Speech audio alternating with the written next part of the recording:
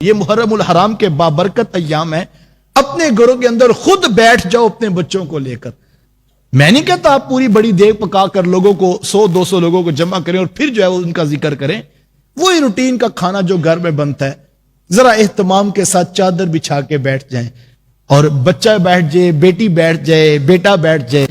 دادی اماں بھی کرسی قریب کر کے بیٹھ جائیں، اور ہاتھوں میں تسبیحاں پکڑ کے محمد پہ درود پڑھو،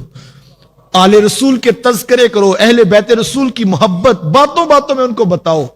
کہ بیٹا ہم جن کے ساتھ پیار کرتے ہیں وہ تو اتنی طاقت والے تھے، وہ اتنی استقامت والے تھے کہ انہوں نے دین رسول کا پیغام ہم تک پہنچانے کے لیے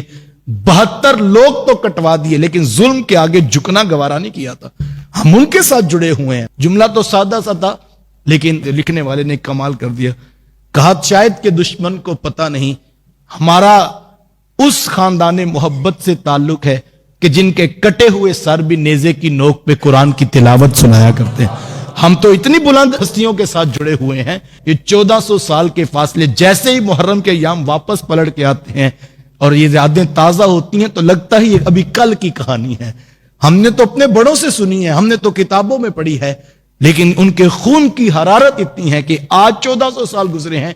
قیامت تک آنے والوں کے لیے میرے امام کا اسوہ نور جو ہے وہ مشعل راہ ہوگا۔ تو یہ میری اور آپ کی ذمہ داری ہے، سارے کاموں کو آپ نبھائیے، بہت اچھی بات ہے،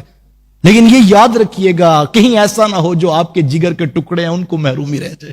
ان کو وقت دیجئے، ان کو پاس بٹھائیے، ان کے پاس بیٹھ جائیے، ان کے ساتھ بیٹھ کر اپنے رسول کے اہل بیت کا تذکرہ کیجئے، اور چھوٹے چھوٹے بچوں کو شام سونے سے قبل کہانی کی صورت میں داستان سنا دیجئے، اور جب آپ یہ داستان محبت ان تک منتقل کریں گے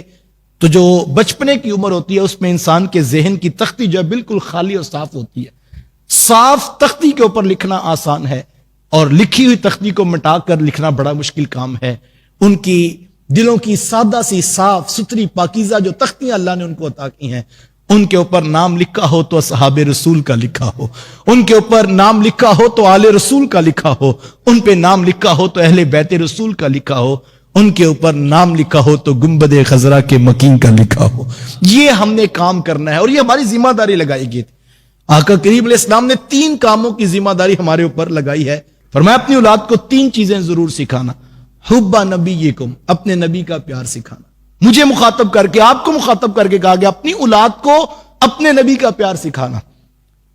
آپ لاکھوں کے کاروبار دیں، آپ کروڑوں کی جائیدادیں بنائیں، آپ ہر بچے کا ایک پلاٹ بنائیں، آپ ہر بیٹی کے لیے ٹرک بھر کے جہیز دیں،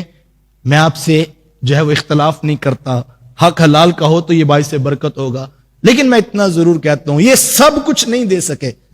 آپ نے ان کی دل کی تختی پہ محمد عربی کا نام لکھ دیا ہے۔ آپ کو مبارک ہو، آپ نے ان کے سینوں میں حضور کا پیار داخل کر دیا۔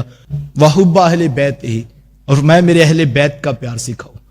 اور اہل بیت کی محبت میں اصحاب رسول بھی شامل ہیں، اور اس پر مجھے اور آپ کو محنت کرنا ہو۔ تیسری بات فرمائی وتلاوت القرآن، اور قرآن مجید کا پڑھنا سکھاؤ۔ ایک طرف فرمایا اہل بیت کی محبت سکھاؤ،